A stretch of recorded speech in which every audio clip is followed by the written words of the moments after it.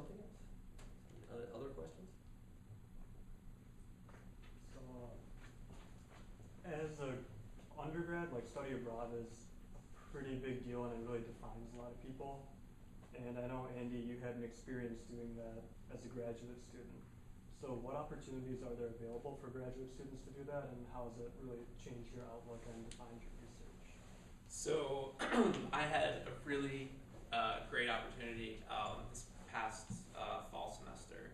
One of our collaborators had a transgenic mouse that was really interesting for my project, and so I got to go to her lab in Australia and work for the semester. And it was,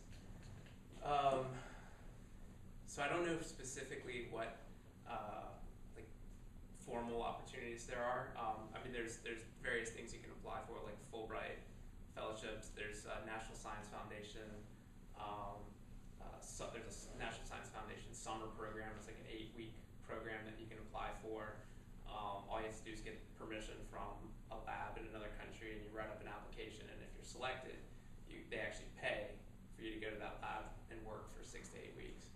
But mine was actually was through my boss here, and it was a really great opportunity to just sort of, again, step outside my comfort zone, go someplace where I knew no one other than like I met the head of the lab the day before I started in the lab. I had dinner with her and her husband, and that was the first time I'd ever met her. And so it was completely, like, the only constant was the science, and that, if you know how to do a certain technique here, chances are it's going to be pretty similar over there. So the science was sort of the constant, and just learning how the funding situation and the funding structure is completely different, and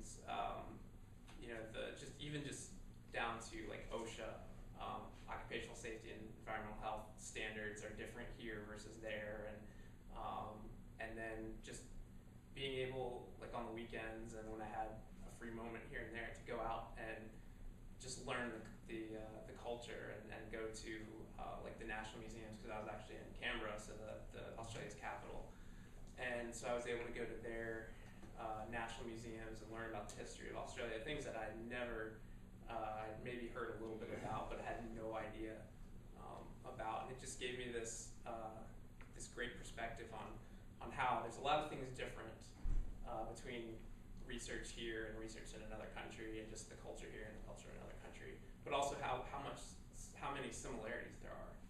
And it's, too often people sort of accentuate the differences between things, and when in reality we're all really, really similar, and so it was just a great experience. So when I went to school, study abroad was like not a thing. In the 80s, really, people weren't doing it. This is really a new thing, and you could sense it a little bit. I mean, you want to do study abroad, and it's kind of hard to fit it in. It isn't really a natural part of being an undergraduate yet, because people are still sort of figuring out how that happens. Well, you guys are figuring it out. You're helping the college figure out what to do about it. So I didn't do it as an undergraduate, but this idea that science is totally international is one of the great attractions of it.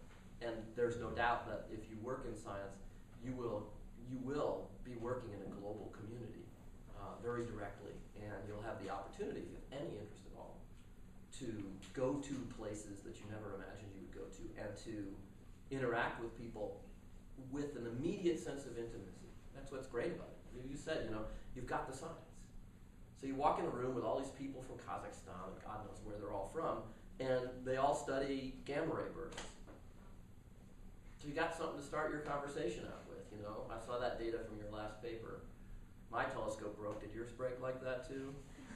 Whatever it is. And every scientific institute you go to will have a room just like this. It's got a coffee machine at one end. It's got a bunch of tickets, right? And what people do there is it's got a chalkboard or some equivalent thing, right? What they do is they get their cup of coffee and they sit down and they say, "What's your problem with the lab today?" Right? Doesn't matter what country you're from. It's the same thing. So it is a really fun part of science. I would say if you get a chance, I spent a summer working in a physics lab in Paris when I was an undergraduate, for the love of God, if you get a chance to go somewhere really cool like that for a summer or a semester or something, don't spend all your time in the lab. I mean, the lab was nice, but the people in it were very nice. What I remember most about that trip had nothing to do with the lab. Yeah. And this is it's a kind of a perk of being a scientist, is that you're part of this global community and you will travel a lot and you'll get to go to a lot of places and meet a lot of people. And, as a student of science, we want you to have that experience so that you can see what it's like. And so there are opportunities open to you. And if you want to study abroad, it doesn't have to be like, I have to hide this from my science degree, right? You should try to integrate it. There are lots of ways to do it. I mean, it could involve having a connection to a lab here and having them make this connection for you. So I've sent my students, my undergraduates who work with me here, to places like the Max Planck Institute for Astronomy in Heidelberg. I just wanted to go overseas. So I work with people there so they could take their project, go work there, eat the Wiener Schnitzel, have a summer in Germany, and then come back actually, having forwarded their research at the same time. So there's all kinds of ways to do that. And you should feel free to take part in them. And you also, as you said, yes, somebody's paying for you to go there and everything, but they're doing it for a lot of reasons. And it's partly that they want you to have this great experience too. So don't go thinking you're going to gyp people or anything, but you also can enjoy it. And they can do that all over the country too. I spent 2 summers at Brookhaven National Lab on Long Island. And a major factor in that was a lot of beach barbecues with people that were really smart young science students. So we really had a lot of neat connections. In fact, one of the people who spent 2 summers with me there is now a physics professor in the office next to me. So, yeah, you guys all mentioned that you had good undergrad research opportunities and experiences. And you also mentioned that in undergrad, the major part of learning is learning how to learn.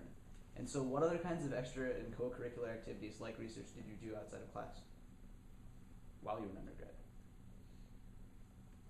I played baseball.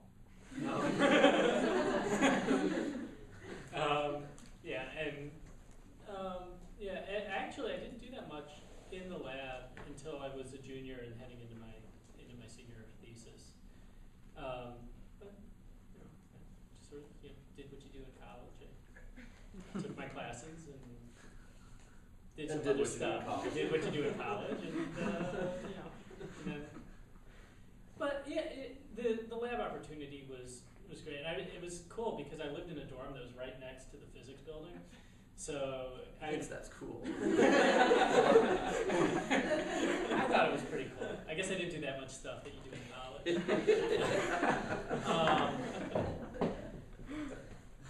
But no, I remember I would have something run overnight, and I would just roll out of bed, get my sweatpants, just walk across the street and go make sure everything was still working and go back.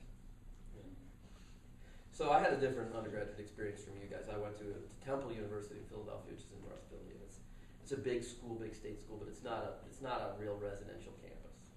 It's a terrible place. We're going one of them. So I lived at home all 4 years, and took the train to school and everything else. And what I summer did, jobs or anything like that? I did have different summer jobs. So what I did most of the time though is I went to school and I worked. And I worked in a deli in a grocery store, cutting lunch meat and cleaning up. So I worked the evenings because at the end of the day, you close down the deli, you gotta clean everything. That's what I did. So I worked about 25, 30 hours a week most of the time I was in college. I did do a couple other things. I was always involved in music. And so when I was in college, what I did is I became an instructor for high school marching bands. I'd been in high school marching bands and in fact in a thing called a drum and bugle corps. Sort of semi-pro marching bands, traveling around the country. So I became an instructor and we took the Abington High School Marching Band and won the state championship. Well, they won.